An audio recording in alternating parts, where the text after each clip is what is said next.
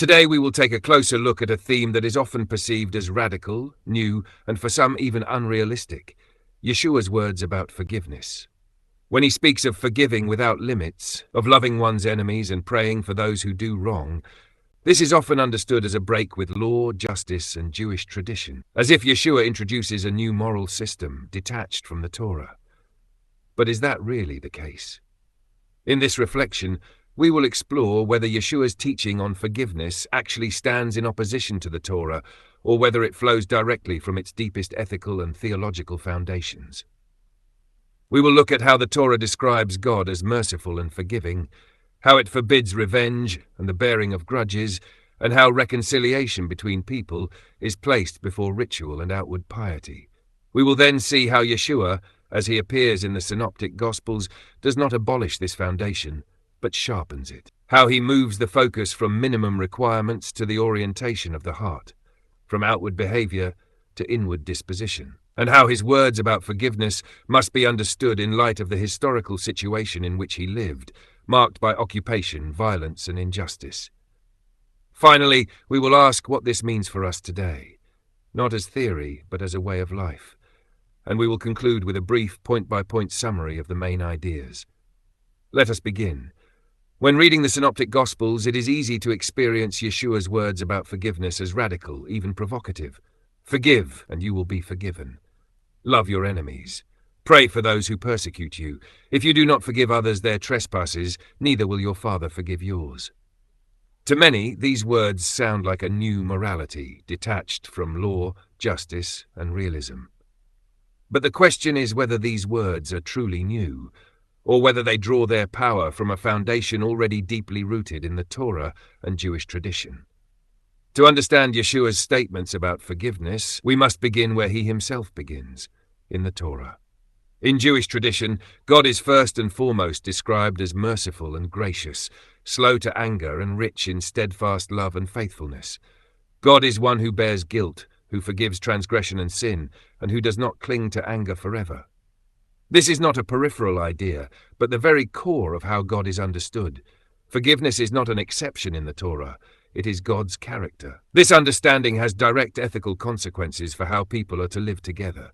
The Torah forbids revenge, it forbids bearing grudges, it commands love of one's neighbor, not as a feeling, but as an action and a disposition. Holding on to bitterness is not portrayed as strength, but as destruction.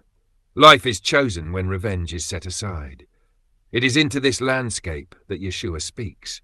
When he says, "You have heard it said, you shall love your neighbor and hate your enemy. But I say to you, love your enemies and pray for those who persecute you," he is not contradicting the Torah. He is contradicting a human simplification. He takes the Torah's ethic and refuses to let it be reduced to something manageable and comfortable. When Peter asks how many times he must forgive, and Yeshua answers not 7 times but 70 times 7, he is not teaching arithmetic. He is describing a way of life. Forgiveness cannot be measured, limited, or administered. It can only be lived. In the world of the Torah, reconciliation between people is a prerequisite for reconciliation with God. No one can come before God while ignoring unresolved wrongs toward others. Yeshua expresses the same principle when he says that if you are offering your gift and remember that your brother has something against you, you should leave the gift and first be reconciled. It is not ritual that takes priority, but relationship.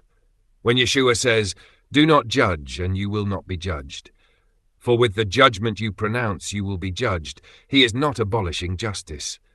He is warning against self-righteousness, against placing oneself above others and making oneself the standard. This is deeply consistent with the wisdom of the Torah. The one who exalts himself will be humbled. Yeshua's words about forgiveness are therefore not soft or naive, they are demanding. When he says, "If someone strikes you on the one cheek, turn to him the other also," this is not an invitation to accept violence. It is a rejection of the logic of retaliation. Violence is not allowed to dictate the next move. Evil is not to be mirrored back.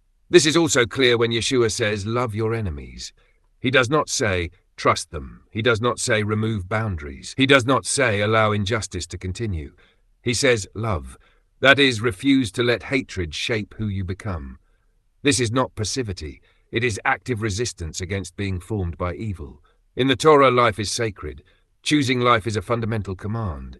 Revenge leads to death, not only physical but social and spiritual.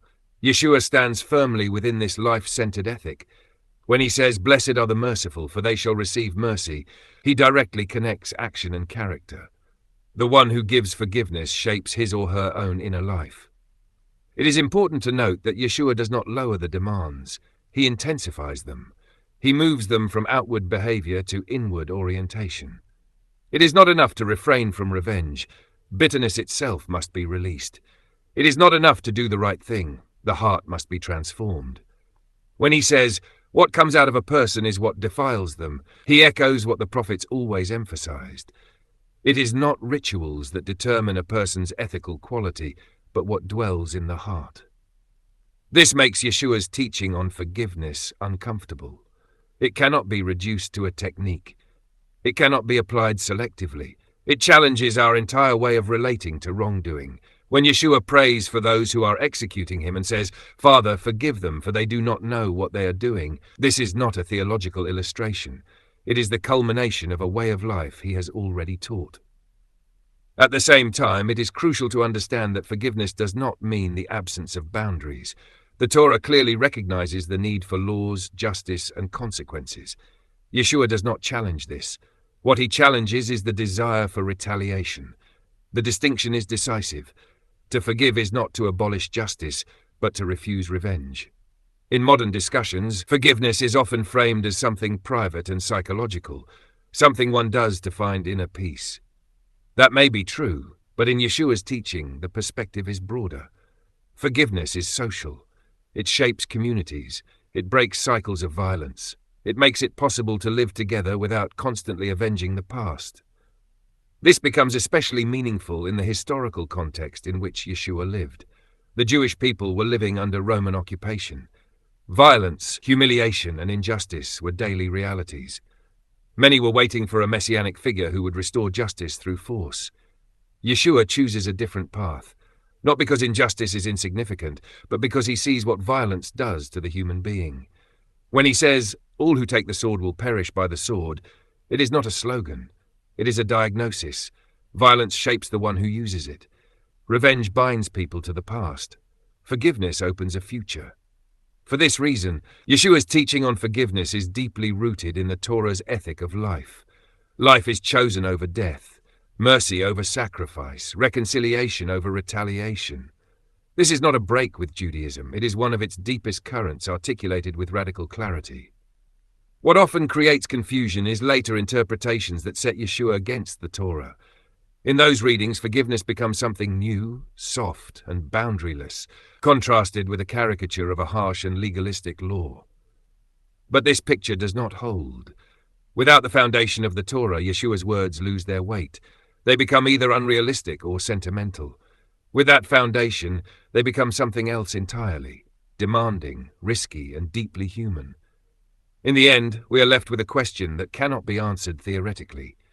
If Yeshua is right, if the deepest intention of the Torah is life, reconciliation, and mercy, what does that do to us?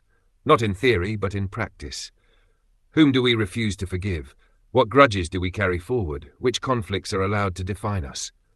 Yeshua's words challenge not only belief, but identity. They ask who we want to be and what kind of community we want to build.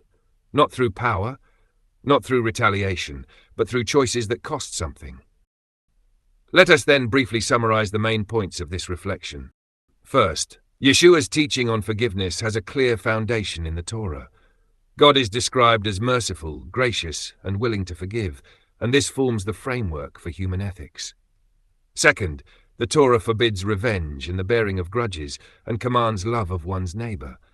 Reconciliation between people is placed before ritual and religious performance.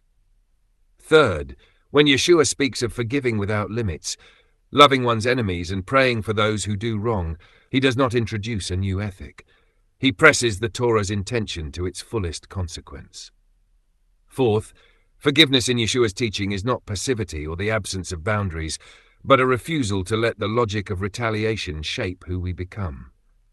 Fifth, This ethic of forgiveness makes particular sense in a context marked by violence and oppression, where revenge appears natural but proves destructive. And finally, Yeshua's words challenge not only theology, but identity. They ask who we want to be and what kind of community we seek to build, not through power and retaliation, but through choices that come at a cost. Thank you for listening to this reflection. If you found it meaningful, feel free to like, share, or subscribe so that others may take part in the conversation. May you go forward in peace with the courage to choose life over revenge, mercy over resentment, and hope over fear.